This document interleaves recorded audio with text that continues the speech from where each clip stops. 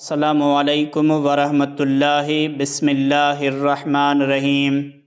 محترم سامعین و ناظرین، ایک دفعہ کا ذکر ہے کہ 3 ڈاکو رات کے وقت ڈاکہ ڈالنے کے لیے ایک گھر میں گئے۔ جب وہ اس گھر کے ایک کمرے میں داخل ہوئے تو 3 خوبصورت اور حسین و جمیل لڑکیاں سو رہی تھیں۔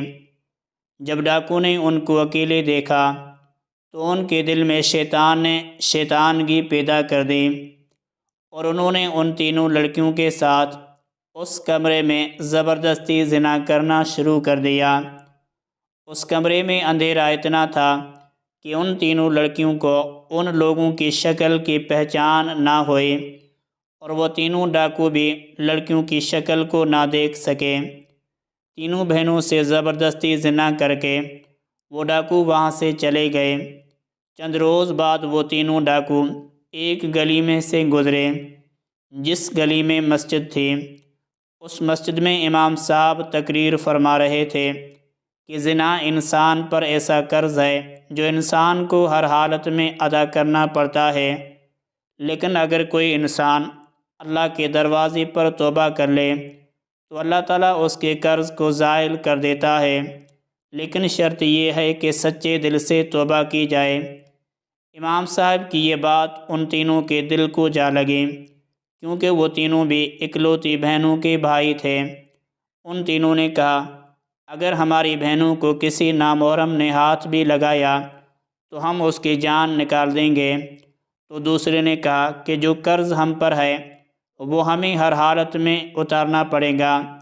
تیسرے نے کہا، گناہ ہم نے کیا ہے اور سزا تو ہماری معصوم بہنوں کو بھگتنی پڑے گی۔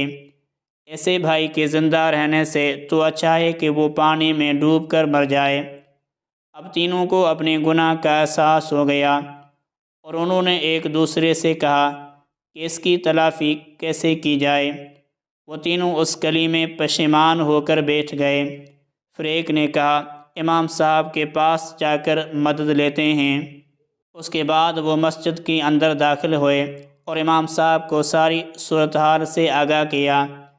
امام صاحب نے کہا، میرا رب بڑا غفور رحیم ہے، اگر وہ معاف کرنے پر آئے تو 100 قتل کرنے والوں کو بھی معاف کر دیتا ہے، لیکن اگر پکڑنے لگے تو ایک ریشم کے دھاگے جتنے گناہ سے بھی پکڑ لیتا ہے۔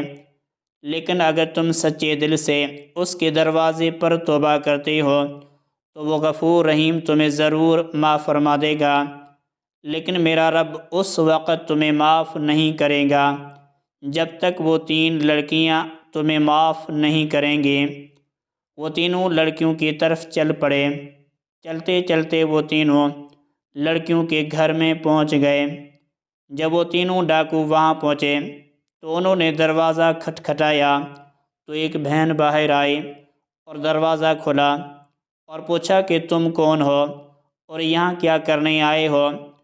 تو ان تینوں میں سے ایک نے کہا، ایک ضروری کام تھا جس کو پورا کیے بنا ہمیں سکون نہیں آ رہا۔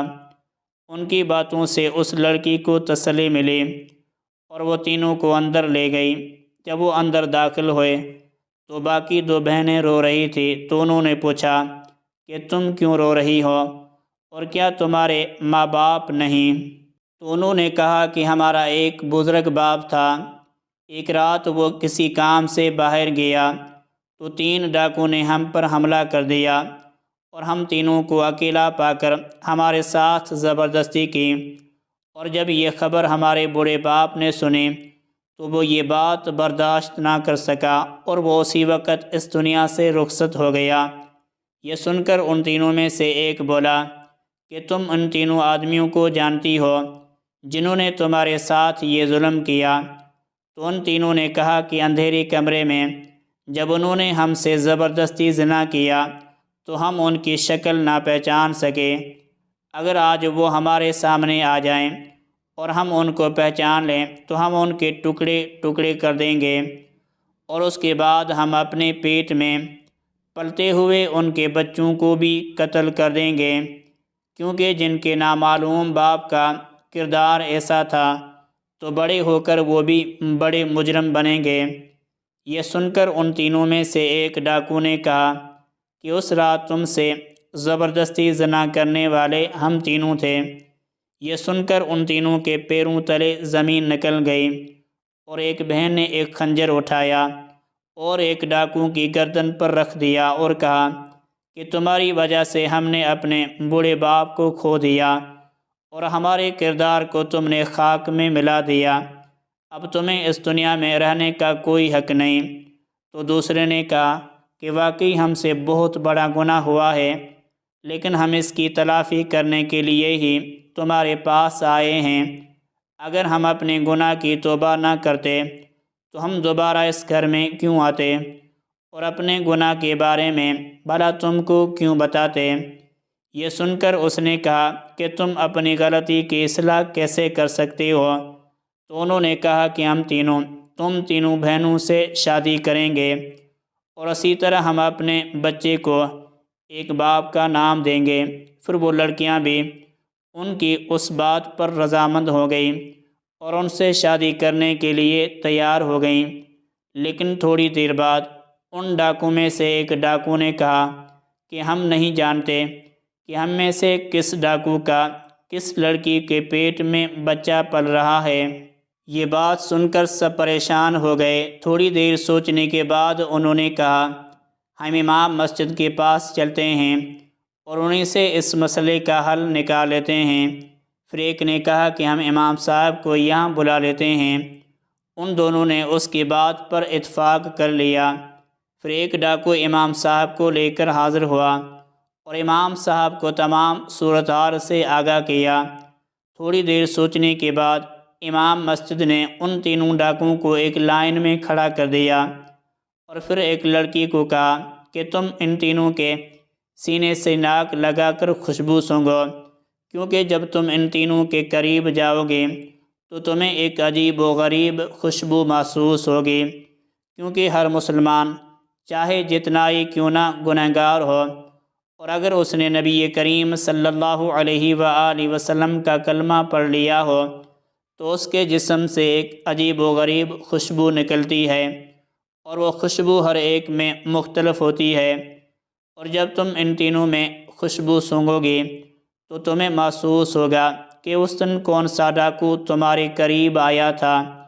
یہ سن کر وہ تینوں بڑے حیران ہوئے، اور پھر ایک لڑکی تینوں کے قریب گئی اور خوشبو سونگھنے کے بعد کہا امام صاحب، مجھے پتہ چل گیا ہے کہ اس رات یہی نوجوان میرے قریب آیا تھا۔ پھر امام صاحب نے اس لڑکی اور لڑکے کو علیحدہ بٹھا دیا اور پھر دوسری لڑکی کو کہا کہ ان دونوں میں سے چیک کرو اور پھر بتاؤ ان میں سے کون سا شخص تھا جو تمہارے قریب آیا تھا۔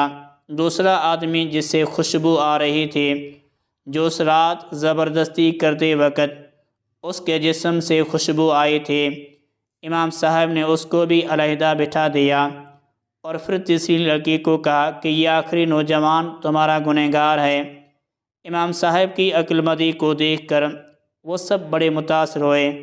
پھر امام مسجد نے ان تینوں کا نکاح پڑھا دیا اور تینوں اپنی غلطی کی تلافی کر کے ہنسی خوشی زندگی گزارنے لگے، اور جب 1 سال بعد تینوں کے بچے پیدا ہوئے تو ان کی شکلیں اپنے باپ پر تھیں۔